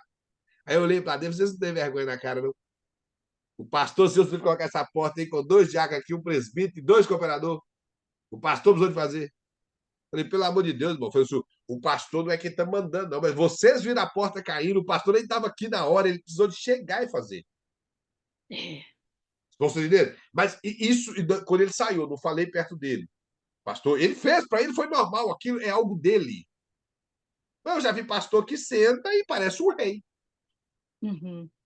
Bom, eu já fui de igreja que a cadeira do pastor presidente é diferente dos demais obreiros. Parece um trono no meio, com cadeiras do lado. E eu fico tentando entender que homem é esse. Se Deus olha do céu, irmão, todo mundo é do mesmo patamar nos olhos de Deus. Homem, mulher, tudo é igual. E eles se sentem reis, poderosos dessa terra. É. Aí o pastor coloca mais aqui, ó. O conhecimento só produz fruto quando é colocado em prática. A teoria sozinha é estéril. Continuando, como eu falei da questão da liderança, o conhecimento que um líder tem, ele deve ser, para ele produzir algo de benefício à obra, tem que ser posto em prática. Ou então, ele vai ser estéril. Se ele estiver sozinho, estiver sem nada, vai ser estéril, não vai produzir nada. E o líder, com seus liderados, com o seu exemplo, com o seu conhecimento, isso vai fazer com que a obra de Deus produza fruto. A obra de Deus vai se expandir, vai produzir fruto. Aqui embaixo, para nós também, coloca aqui, ó. Líderes nascem feitos ou se tornam líderes? Isso é uma questão relativa para mim. Isso é relativo. Tem pessoas que realmente nascem com a dinâmica de liderar na vida. E qualquer negócio que põe na mão dele, ele lidera. Uma empresa, em casa, ele lidera bem. Ele sabe liderar na igreja. Tem aquelas pessoas que recebem o dom de Deus na igreja. É. Porque o apóstolo Paulo, ele mostra que liderar é dom de serviço. Está lá em Romanos capítulo 12. Ele mostra que é dom de serviço. Do mesmo jeito que louvar, socorrer, administrar é dom de serviço. Então, o apóstolo Paulo, ele mostra isso. Aí o pastor colocou aqui, ó. Quem não possui aptidão está desqualificado para ser líder? A aptidão para liderar é algo que está inserido no ser humano ou é algo que este adquire ao longo do tempo? Então, são algumas perguntas. O que ele coloca aqui, essa questão da aptidão, se alguém não tem esse desejo, será que ele está desqualificado para líder? Se ele não nasceu para isso? Claro que não. Quem capacita é Deus, irmão. Essa frase tão linda que Deus não usa os capacitados, mas capacita. Deus não escolhe os capacitados, mas capacita os escolhidos, é mentira. Deus escolhe quem não tem capacidade, escolhe quem tem capacidade. Deus capacita quem não tem capacidade e capacita quem é capacitado, porque as coisas de Deus não são capacitações mecânicas ou humanas. Então, a capacitação que eu tenho intelectual como um estudante de teologia não faz eu tocar no coração da igreja ao pregar, se o Espírito Santo não me usar. Estou compreendendo? Eu posso dominar todas as áreas da retórica, da oratórica, da homilética, ser hermenêutica que pode ser impecável. Eu posso ser um dos maiores exegetas, igual João Calvino. Mas se eu não apresentar o meu sermão para Deus, vou ter que fazer o que John Wesley falou. Ou o meu sermão, ele põe fogo no povo, ou eu ponho o meu sermão no fogo, que não presta para nada. Que queime, eu faço o outro que presta. Então, tem que ser assim. Quem move as coisas é o Espírito de Deus. É o Espírito de Deus que dirige as nossas vidas. Então, a capacitação ela é concedida por Deus. Aí o pastor coloca mais aqui, ó, no parágrafo embaixo. Essas perguntas são um tanto polêmicas. E se tratando de polêmica, sempre existirá diversas opiniões e controvérsia a respeito do assunto. Há quem defende que líderes já nascem feitos. Outros são da opinião de que ninguém nasce líder. Líderes são feitos. Um terceiro ponto de vista opina que o equilíbrio nesse discurso parece ser a ideia de que certas pessoas nascem com maior aptidão para a liderança do que outras. Mas isso não quer dizer que somente essas pessoas possam ser bem-sucedidas como líder. Pessoas com pouca aptidão natural para a liderança podem se tornar bons líderes mediante estudo e treinamento. Mas há também aquelas pessoas no qual não podemos negar que desde a sua infância demonstram um certo grau de liderança, o líder inato. Então, como nós falamos, tem pessoas que nascem com isso. E tem pessoas que, devido ao seu chamado, eles se preparam para aquilo. Por exemplo, eu conheço pessoas, vou falar no lado da pregação, que nunca estudou teologia, nunca estudou homilética. Mas os camaradas são bons para dividir o seu sermão dentro do padrão da homilética. Porque é dom de Deus.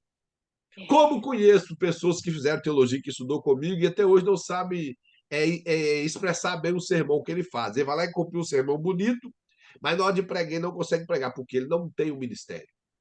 E em questão de liderar, tem pessoas que têm, como o apóstolo Paulo, eu falei, o apóstolo Paulo, a questão de liderar. Ele mostra isso, o apóstolo Paulo. Tem pessoas que não, mas ele se prepara com isso, com recursos acadêmicos, e se prepara e consegue liderar bem. E se ele for um pastor, ele vai aprender que a liderança vem através do seu exemplo, não tem coisa melhor. Porque se o líder aprender isso, seja ele um líder inato ou um líder que ele não tem a vocação, mas ele colocou aquilo na vida dele, se qualificou de forma acadêmica, se deixar na mão de Deus, ele vai ser bem-sucedido. Nós não podemos negar que Moisés era um líder por natureza e que Josué era um capitão por natureza. Só que Josué assumiu o lugar de Moisés e ele concretizou tudo aquilo que Deus havia prometido para o povo de Israel através de Moisés se concretizou através de Josué. Moisés não entrou na terra prometida, Josué entrou e colocou o povo lá. Então nós vemos que, e quando você observa, Josué ele era um guerreiro. Josué era bom na espada, Josué não tinha negócio de liderança. Quem sabia de liderança era Moisés. Moisés era estudado. Moisés ele tinha capacidades de toda a ciência e tudo. Mas quando Deus precisou de colocar, Deus usou Josué. Então, nós temos que entender isso. Por quê? Josué esteve na disposição de Deus. Teve medo? Teve. Que o primeiro capítulo deixa muito claro. Deus fala para ele por 2 vezes para não ter medo. Então, teve medo. Era fácil conduzir aquele povo? Claro que não. Ele andou 40 anos e viu que, por culpa daquele povo, eles andaram 40 anos em círculo. Então, ele viu tudo que Moisés passou com aquele povo. Várias vezes quiseram apedrejar Moisés, quiseram queimar Moisés, quiseram matar Moisés e Arão. Então, ele viu tudo aquilo. Não era algo fácil na vida de Josué, mas ele aprendeu observando o seu líder, que era Moisés, e tendo a direção de Deus. O parágrafo vai falar assim: o líder precisa desenvolver e aperfeiçoar o seu dom para a liderança se desejar realizar o seu melhor para Deus. Então, a pessoa que é líder, ele tem que desenvolver isso, ele tem que buscar uma maneira de desenvolver o seu liderazgo. Se era questão da igreja, ele buscar recursos, primeiro, através da Bíblia, da oração, da consagração, em meios de outras literaturas, para que ele possa ser bem-sucedido como o líder. O aspecto da liderança. Fala que a noção de Deus sempre escolhe homens sábios para serem líderes é um grande mito. Que esse tipo assim, esse negócio que Deus sempre escolhe homens sábios. Ele está dizendo que é simplesmente história. O significado do termo ancião das Escrituras se deriva da maturidade normalmente associada com os anos de experiência. Ainda que um candidato para a ordenação tenha relativamente poucos anos, pelo menos deve possuir a sabedoria, maturidade, humildade de um ancião. O termo que ele usou aqui, que é o termo presbítero, na Bíblia, que é a palavra grega presbiteroi, que tem a ver com a maturidade, não simplesmente com a idade. Mas em Israel, as pessoas que chama a palavra cãs, que são cabelos brancos, isso transmitia mais segurança para as pessoas. As pessoas viam uma pessoa que ela era idônea, que ela era uma pessoa madura, através dos seus cabelos. Então, os presbíteros, que eram considerados como anciãos, eles eram pessoas mais maduras. Quando o apóstolo Paulo escreve a Timóteo e fala que não era para impor a mão sobre as pessoas neófitas, a palavra neófito quer dizer novo convertido, mas o sentido teológico ali quer dizer pessoas imaturas. Isso é neófito no contexto bíblico. Uma pessoa imatura, ele realmente ele não tem condição de ser líder. Qualquer coisa vai fazer ele desistir. Qualquer coisa vai fazer ele desviar do caminho. É uma murmuração de um membro e ele já fala que vai entregar. É um dia que o pessoal não veio à igreja, que está ele e a família dele para fazer culto, e ele fala: só Deus tem misericórdia, não vou ir no culto. Aí no próximo culto ele desce o bambu do povo que não foi no culto lá do dia anterior. Os irmãos estão compreendendo? Então, a pessoa tem que ser madura o suficiente para poder lidar com as coisas, tanto do que ocorre na igreja, como as coisas que possam passar na sua vida. Ele falou: o assunto da condenação para a liderança é uma dádiva da graça de Deus. Ninguém merece totalmente, ou seja, nenhum líder merece. É a misericórdia de Deus sobre a vida dele. É o favor de Deus sobre nós, como obreiros, como mulheres de Deus, que nos capacita a executar as tarefas que o Senhor distribuiu entre nós. É a misericórdia, não tem a ver com o que nós merecemos. Na página 3, para nós terminarmos aqui, no segundo parágrafo da página 3, fala assim: foi somente a graça de Deus que o chamou e o qualificou. Não há função no reino que podemos cumprir sem a sua graça. Independente da função que assumimos, estamos sempre em um patamar igualitário, pois no reino podemos classificar apenas dois tipos de funções gerais: o que reina e os que servem. O que reina é Cristo, o que serve é nós. Então, nós não podemos achar que é por nós, e sim por Ele, pela graça dEle. Ele chamou, Ele qualificou. Tudo que nós fazemos é pela força de Deus e não pelas nossas. Nada, sabedoria, força física, seja o que for. Tudo que nós executamos no reino de Deus é pela misericórdia do Senhor. E foi Ele que nos deu condição de fazer. Uma igreja, ela enche, não é pela força do homem. O apóstolo Paulo fala que Paulo plantou, Apolo regou, mas quem deu o crescimento foi Deus. Então, um anuncia, o outro cuida um pouquinho, mas quem dá o crescimento é o Espírito Santo na pessoa bendita de Deus. Então, nós temos que entender isso. A graça é tudo na nossa vida. A liderança de um homem de Deus ou de uma mulher de Deus só vai ter sucesso, a questão do sucesso aqui é ser bem-sucedido, não o sucesso da maneira que muitas pessoas veem hoje. Mas só vai ser bem-sucedida quando a dependência for total de Deus, quando nós realmente entregarmos a Deus todo o nosso ser e depender unicamente dele para executar a obra do Senhor na terra. Bem, bom, nós vamos fazer a chamada e logo após estaremos orando e agradecendo ao Senhor. Eni Abreu. Bom, Tô Elton. aqui. Presente. Bom, Jonathan. Presente. Meire Oliveira. Mandarlete. Presente. Irmão Wilson. Presente. Amém. Então, irmão, nós vamos agradecer ao Senhor mais uma vez. E na nossa próxima aula continuamos a nossa matéria. Se os irmãos tiverem alguma pergunta que queiram anotar para a próxima aula, pergunta que não tem a ver com o questionário da prova. E falando nisso, o pastor ficou de me dar o gabarito para poder corrigir o exercício com os irmãos, porque como vai ser prova, então preciso de corrigir os exercícios. E que com nós, na época, esse aqui foi trabalho, não foi prova. E para os irmãos vai ser prova. Então, como foi trabalho, não foi corrigido o exercício. E ele falou que ficou de passar o gabarito, mas ainda não me passou. E eu vou pedir o gabarito esse resto de semana e, possivelmente, na próxima aula estaremos corrigindo alguns exercícios. Eu peço que os irmãos se ocupem com isso para poder já facilitar para os irmãos estudando, além de tudo, para a prova. Tá bem? Gostaria de pedir ao nosso irmão Wilson para estar agradecendo ao Senhor. Amém. Oremos, irmãos. Senhor Deus e Pai, queremos te agradecer, Senhor, por essa aula maravilhosa que tivemos, Senhor, pelos esclarecimentos, por tudo aquilo que foi revelado a nós nessa noite. Que o Senhor venha continuar nos abençoando, abençoando a todos aqueles que estão aqui presentes, abençoa de igual forma, Senhor, aqueles que não puderam estar nessa noite, seja com o irmão Kleber, com o pastor Luiz Perto e sua família. Nos dê uma semana na tua presença, Senhor, sempre sob a tua proteção. É o que eu te peço, em nome de Jesus. Amém. Bem, irmão, que Deus em Cristo abençoe a todos. Todos tenham uma excelente noite, o resto de fim de semana maravilhoso. Amém.